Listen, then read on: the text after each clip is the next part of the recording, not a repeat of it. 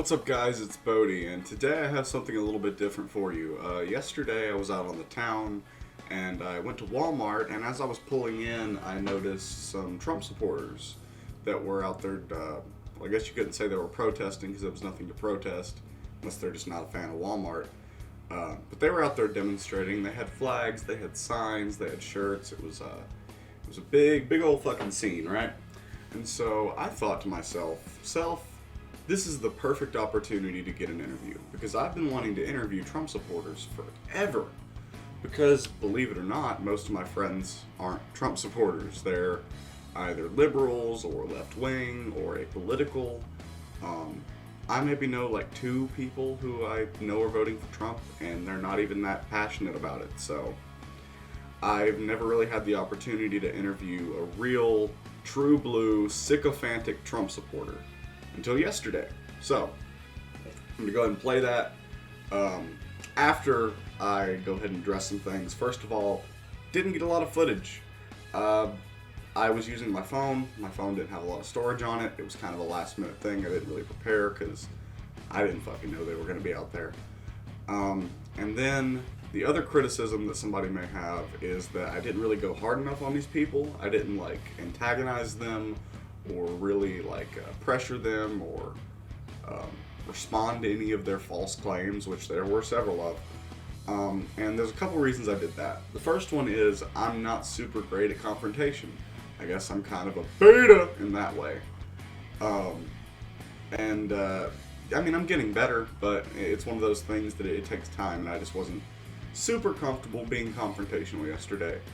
And the other reason that I didn't, really pressure them is because I don't know, these people, they could be fucking psychopaths. One of them could have pulled out a gun on me because I said something bad about their god emperor. So instead, I just decided to ask relatively neutral questions to get their responses, because my interest was I want to see how far gone these people are, how deluded they are. Because you and I know the facts. You and I know Trump is a fucking terrible president.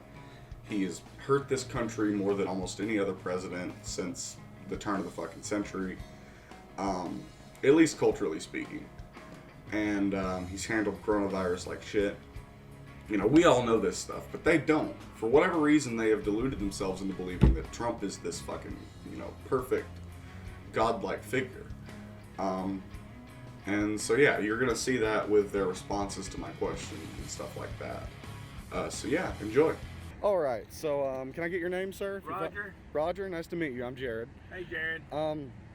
So I guess what I wanted to ask you is, first of all, just pertaining to the biggest thing going on in the country right now, the virus. Right. How would you say, on a scale of 1 to 10, Trump has handled the virus? Well, he's not perfect like nobody is, but I'd probably give him a 9. 9? Yeah. And what policies or things that he's done would lead you to that number? Well, I'm sorry. What policies or things that he's done would lead you to that number? Well, it's stuff that, like at the very beginning, he was one of the first leaders to cut out China from traveling to America. A lot of the other leaders disagreed with that, and it proved that he was the right. In my opinion, he saved thousands of lives by doing that early, and then allowing the states to choose their own time for mask wearing and setting all the rules and regulations, instead of making a nationwide mandate for masks and stuff. And he listened to all of the medical experts and took it under advisement and did what he thought was best, and that's mostly the reasons why I support him for that. All right, can I get your name? I don't know if I should do that. That's okay. Okay, I'm Dottie. Just know Dottie? I'm Dottie. Okay, well, it's nice to meet you. My name's Jared. So I'm out here. I saw you guys were demonstrating out here for Trump, and I wanted to ask you guys a few questions. Okay. So I asked the guy up there, I'll ask you the same thing. On a scale of 1 to 10, how would you say Trump has handled coronavirus? Woo, baby.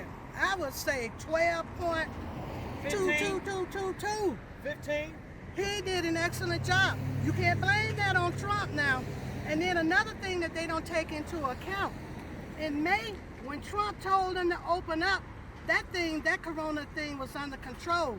But when they started protesting and everybody ran out there and got on top of each other, it came back. You can't blame that on Trump. I don't care what anybody say. Trump ain't have anything to do with that virus. Are you sure about that? I wanted to always play it down. I still like playing it down. Yes, sir. Because I don't want to create a panic. But if you're going to blame Trump, put some of that responsibility on some of those who got out there and did the same thing. They were stacked up on top of each other from north, east, south, and west. And they didn't care. And they did that for about 5 days until Trump came out there with that Bible. And you know what else? Trump was right. They should have listened to him when he said, get the troops in and dominate the streets. They could have shut that down. And then we could have had an investigation. And then we could have found out what the police did and all those lives would have been saved. And all those lives would have been saved. That don't have anything to do with Trump. And I don't care who disagrees. You'll never take that from me.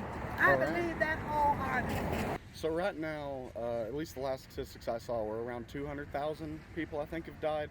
If we were under, say, Hillary Clinton or Joe Biden, or if we were still under Obama, what do you think that number would look like? Well, it's impossible to know that for sure, but I would say it'd be considerably higher. Maybe not double, but close to it. Antifa, what about Black Lives Matter? Do you see a difference between Antifa and Black Lives Matter? Black Lives Matter is Antifa. They're all getting funded by George Soros. Look on their website and read their motto of what they want. They want to destroy the nuclear family in America. They want to take the father out of the family so they can make all women. It's basically what they want to do, a bunch of soy boys. So that they're all weak and they won't stand up to tyranny. They're trying to make a society that's easy to control, and that's not me. All right. Black Lives Matter is only Black Lives Matter for the Black lives that matter to them. Okay. It's not about all the children getting shot every weekend and every month up there in Chicago. New York. It's not about any of that. It's only the Black lives that push their socialist Marxist agenda. That's all it is.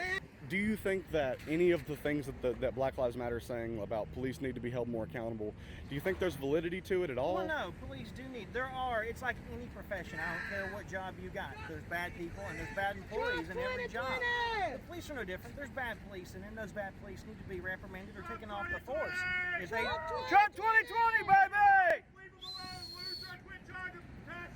I'm just doing an interview, man. Where's your fucking mask?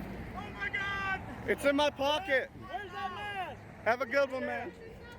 Masks don't save lives. God saves lives. All right. Well, it looks like I only have about a minute of time left on here. So the last question I'll ask you is, what would you have to say for people who either never had any faith in Trump or people who did have faith in Trump, but they've lost faith in Trump as the presidency's gone on? What do you have to say to them? I don't think there's many people that have lost faith in Trump. If you look at the rallies and stuff like that, man, there's tens of thousands of people wanting to get in. They can't even get them all in. And you look at what Biden calls a rally, and he's got 5 old men sitting around the circle with him, and he can't hardly stay awake enough to do the whole interview. All right. No, it's majority of people are afraid of the small percentage of retaliation, so they don't say anything. And that's what's going on. But the silent majority is there, and they're stopping to be silent. They're getting a little braver and coming out, finally. All right. Well, thank you so much for the interview. I hope I didn't disturb you guys. No, you're fine. All right, guys. Well, that's that. I hope you enjoyed it. I plan on doing more of this man on the street kind of thing. It's pretty fun. It's pretty interesting. And it's not something I've done before, so it's kind of like a new thing for me. Anyway, make sure to like, comment, subscribe, ring the bell, do all the stuff you normally do for a YouTube video. If you liked it, of course. If you didn't like it, feel free to dislike it, unsubscribe, do whatever the hell you want. I've been Boaty. Peace.